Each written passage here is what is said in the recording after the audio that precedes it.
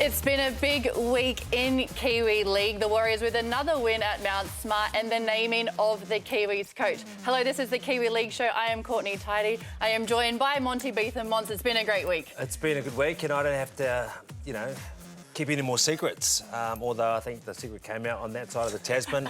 It's great that now it's official. We've got a great man in the role that's going to lead this Kiwi team forward and restore the pride. Very happy times. Very happy. Joining us tonight, we have former Kiwis captain Richie Barnett. Richie, thank you so much for being here. No, looking forward to it, and it looks like New Zealand Rugby League is on the up. It definitely is. And last but not least, the new Kiwis coach, Maguire. Michael, thank you so much for being here. Welcome to the Kiwi League Show. Congratulations. Welcome to New Zealand. Your new job, as Monty said, is probably the worst kept secret of the last few days, but we're very excited to have you part of the New Zealand League community and family. How are you feeling about it all?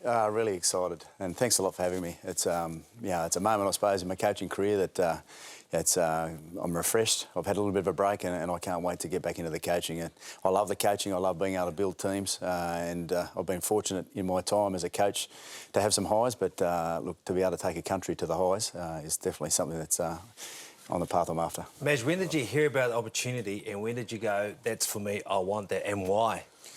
Yeah, it's a good question. I've always wanted to be an international coach. Unfortunately, as a player, I finished it through injury, but it was just sort of threw me into the coaching at a younger age, and I always wanted to be a part of that representative football. So when obviously the opportunity came about to put my name forward for the New Zealand job, I thought, well, this is unreal. Maj, first of all, congratulations on the role.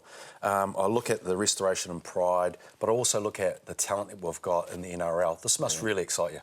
Yeah, it is. The pool of New Zealanders that play in our game, over in England as well, we can't forget that. They're everywhere. And I think, it's about 40% of players within the NRL are from New Zealand. So the talent and the players that I'll be able to work with are basically the top of the tree. So that's what brings in the representative arena, that you're dealing with the highest quality of player, and especially from the New Zealanders, there's some great players. Now, it's not just players that you work with, there's a support staff. Yeah. Now, I believe there's two that you have the chance of picking. Any further along those lines of potentially will come in and help you? Yeah, I don't have the names just at the moment, Monty. I'm sort of looking at who's available, and I've got a few different people that have sort of approached me. But look, I want to work through the process. Look, first day, I've met everyone in the office, some great people. There's a really good energy in and around the office through Rion, Hugh.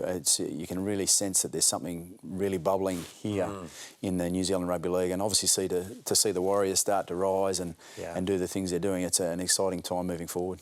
And in what way will coaching a representative team be different to coaching an NRL team like you're used to? Yeah, it's different, Courtney. Obviously, the fact that you don't have your players daily and weekly, it is different. But I think it really comes back to the relationships that you build with your players. It's something that is probably the best part of coaching, is that getting to know people. The fact that I can move around into the different games and see players and just go and might call into their house and just say g'day to them to find out more about them. Have a cup of tea.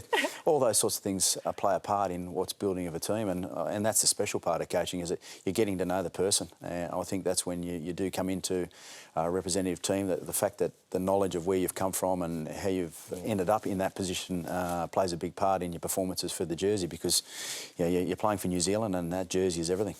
Do you get nervous coaching a side? Because you come into an arena where they've been performing under the best coaches in the NRL for a long time. Do you get nervous, or do you have something in place that you're very strong and detailed? Well, I think you do get nervous. I think that's part of life. You always got that sort of side of you, but that's what actually is the best part about it too, is the fact that you get that feeling in your stomach, and you're about to see the boys kick off and you're going into the unknown sometimes, but you do know that the preparation that you've had is about to play out on the park. So all the little things that you've done throughout the week play its part when you get the performance. Well, it's a fair line of wins you've done there. The Super League, the Challenge Cup, the World Nines, the NRL. Yeah. I mean, that's history that you've got. Yeah, I appreciate that. Yeah. I mean, the memories that you get out of those sorts of different things is when you win like that, it's when you stand in the change room and you actually watch all the players come back in, and you can sort of take a step back and you can just watch the boys enjoy and, singing the song. I mean, that's the fact that you've got a victory song and you're singing it together. They're the memories that you take forward into what you have when you get old and you tell stories. So hopefully we've got some good singers too. With the nerves, it's got to be excitement, because it's all about timing, and the timing now is right to do what you want and really shake it up. up and restore some pride in this Kiwi jumper? Yeah, I think it's not so much just at the top end too, Monty. I think it's what goes on right down through into the juniors. I think the game itself is, you know, a great time of opportunity where they can build, you know, opportunities for younger kids coming through and being aware that that jersey is what, you know, you're playing towards. You jump into the NRL and for a young New Zealander, I've had many camps over here where I've learnt about a lot of the families and where they come from, and you know the fact that they've got that jersey that they, you know, do work so hard to get. I think it's a great time of where we are right now in New Zealand Rugby League. It's a 4-year contract. What's the end game? You know, obviously there's a cup at the end of that. But in your minds, I don't want to put words into your mouth. What's ideally where you want to be? I'd like to be here for a long, long time. I think it's not just about the 4 years. It's obviously what you build every single day. I think that's what I want to impart is that, you know, the Denver test, it's the start of something that we all as a group, everyone here in New Zealand, the community can get behind and obviously, you know, drive towards where we're going. Is that you know, to be able to build it all the way through into a World Cup is definitely yeah, my vision, but it's even beyond those sorts of things. But it's what you do every day that I think plays you know, the part in being able to achieve and win. When you're selecting your players, like for the Denver test, what are you looking for? Because you've got players like Benji Marshall, who's playing outstanding. Isaac Luke, you've had him before, he's in form. So you're looking for players in form, bit of experience, players looking to the future. So what are you looking for as a coach? A lot of that, Courtney. I think the next 6 weeks will play a big part in how we decide which way we want to go. I think it's how they're performing on the field, but also how they're performing off the field.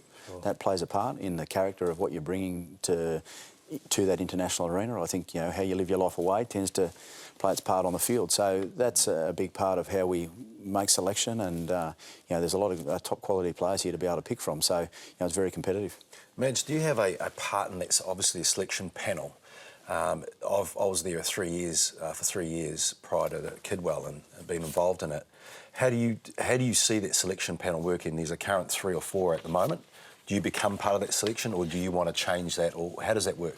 No, I think you have a selection group, and I think it's very healthy. You've got to have really strong, genuine conversations that allows you to work out what type of player you want, and you know, I need to be open with the selectors so they understand my style of what I'm trying to create. So I think the fact that you've got other eyes watching in a different light gives you the insight into other things that you may miss when your head's right in the middle of it. Well, that's good to hear, because seeing a plan first and foremost was critical. I never had that when I was going through. So I think that's fantastic to hear that. And 2, I think it's the only sport, I think, in New Zealand that the selectors aren't paid to do the work.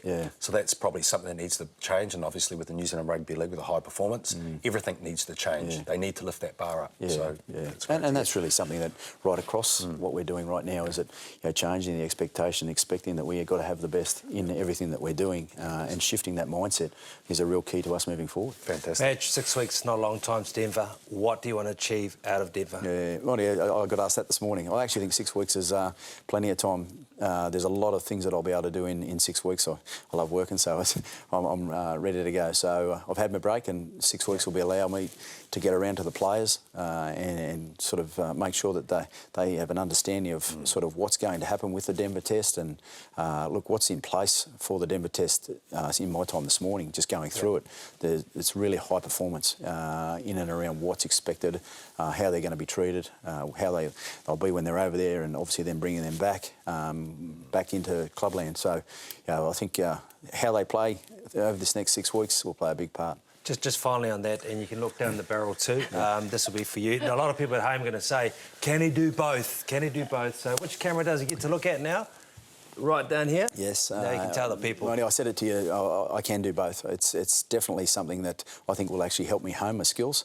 But to be able to do an NRL coaching job, we'll have to be able to adapt to myself doing this role, because you know, to be able to build a country and the rugby league moving forward here is something that I'm very passionate about. You know, I've only been here for about 12 hours, and I can just feel it in and around the place. Getting me excited, Matt. Getting me excited. So it's the long haul here, Monty. Well, Madge, thank you so much for joining us. We really appreciate it. We wish you all the very best, and please make sure you come back and visit us, especially when you win those tests. Yeah, definitely.